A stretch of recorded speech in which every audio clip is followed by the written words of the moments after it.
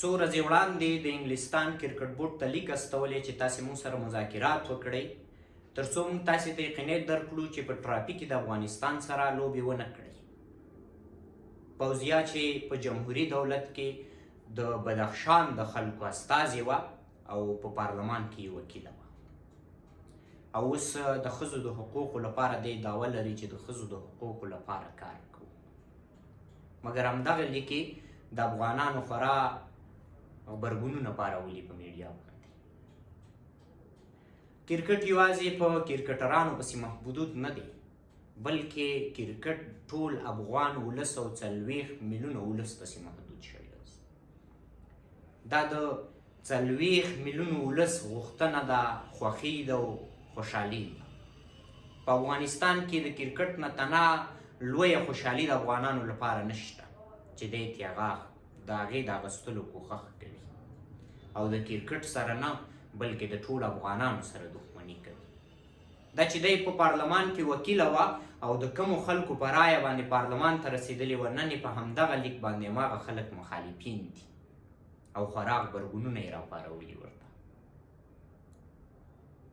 دی د ښځو د حقوقو غوښتنه کوي بار بار او دعوه لري چې زه د ښځو د حقوقو لپاره کار کوم، مګر د دې څخه افغان لوبغاړو راشد خان، محمد نبي او داسې نورو د کرکټ د ډګره بار د ښځو د حقوقو لپاره خورا کار کړی دی او هر وخت یې غږ پورته کړی دی.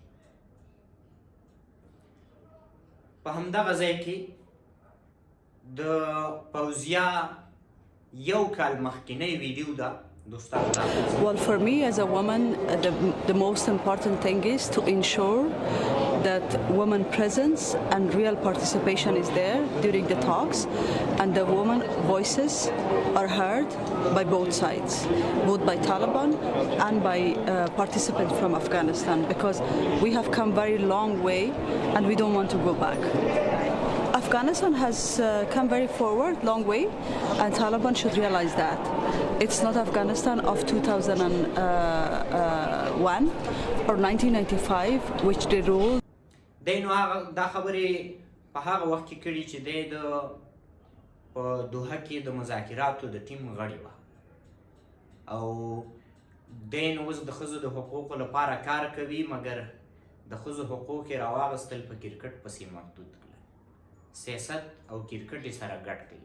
مګر دا ښکاره خبره ده چې کرکټ او سیاست سره جلا دي. کرکټ او سیاست سره هیڅکله نه جوړیږي. که د حقوقو خبره شي، افغان لوبغاړو د هر چا نه مخکې د افغانستان د ولس لپاره هر وخت سینه ډبولې ده او په هر درد کې ورسره وردېدلي دي. همدغه کرکټران دي چې افغانستان یې د نړۍ په ګوټ ګوټ کې په خلکو وپېژاند. باور وکئ، تاسې به په میډیا باندې ډېرې ویډیوګانې داسې کتلې وي چې افغانستان خلک د نړیوال وایي چې موږ افغانستان پېژاندو نه. راشد خان، محمد نبي او داسې نور لوبغاړو برکت و چې افغانستان یې وپېژاندو. د افغانستان درې رنګه بیرغ د نړۍ په ګوټ ګوټ کې په هر میدان کې پورته کړو. د افغانستان ملي سرود د نړۍ په ګوټ ګوټ کې په هر میدان کې په جار وغږاوه او دی راپاسي هم د دغه کرکټ بورډ هم د دغه کرکټ مخالفت کوي تر څو نړیوال د دوی سره لوبې ونه کړي. دا نو ښکاره خبره ده چې دا یو پروژه ده او دا به حتما یو چا لمسولی وي چې داسې کار وکړه. اوس د خپلو خبرو څخه پښیمانه ده، وایي چې ما د هیڅ چا سره نه دي لیدلي خو دې په دې اساس نه دي ځکه چې انګلستان کرکټ بورډ ستا لیدنه رد کړله او تا سره یې ونه لیدل. کله چې یې ونه لیدل نو طبعا ته دا خبره کوې چې ما د هیڅ چا سره نه دي لیدلي. او دی چې اوس په هره کوڅه کې ګرځي د افغانانو شور ورپسې وي، د افغانانو چغې او پیغورونه ورپسې وي او افغانان په هر ځای کې د دې پسې ګرځي چې تر څو د دې څخه د دې پوښتنې ځواب ترلاسه کړي چې دا خبرې تا په کوم اساس کړي دي. خوشبختانه د کرکټ نړیوالې شورا بیرته خبر خپور کړی دی. تاسې د جعفر آن دغه ویډیو هم درسره وګورئ. سلامونه جوړ تازه. د افغانستان د کرکټ مینوالو ته یو ښه خبر دا دی چې د کرکټ نړیوالې شورا ټولو هغو غوښتنو او اعتراضونو ته د پای ټکی کېښودو چې د افغانستان سره د کرکټ بایکاټ او یا د لوبې د نه کولو غوښتنه کوله. د کرکټ نړیوالې شورا ویلي دي چې د افغانستان کرکټ بورډ او افغان لوبغاړو ته به د هغوی د حکومت د ټاکل شوي قانون د مراعات کولو له کبله سزا ورنه کړي. په ساده ټکو کې د دې معنا دا ده چې موږ به افغانستان کرکټ بورډ او افغان لوبغاړو ته د هغه څه له کبله سزا نه ورکوو چې دوی یې مسؤلیت نه لري.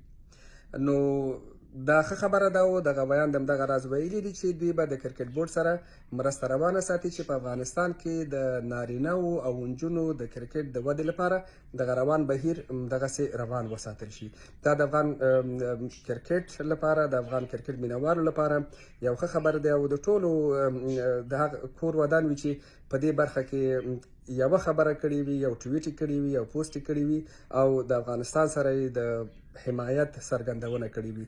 ښه دوستانو، دغه ویډیو هم تاسې وکتله. نور نو قضاوت تاسې ته پرېږدو او د دې خبرې څخه مه تېرېږئ.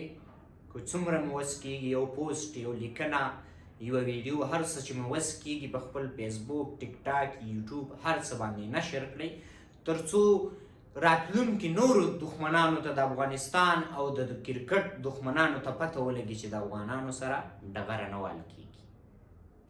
افغانان د خپل حق پوښتنه په هر میدان کوي او د افغان کرکټ لوبډلې په وروستیو کې خورا ښکرورو ټیمونو ته ماتې ورکړې او دغه ماته یې د دې باعث شوه چې اوس یې لوی دښمنان پیدا کړي دي.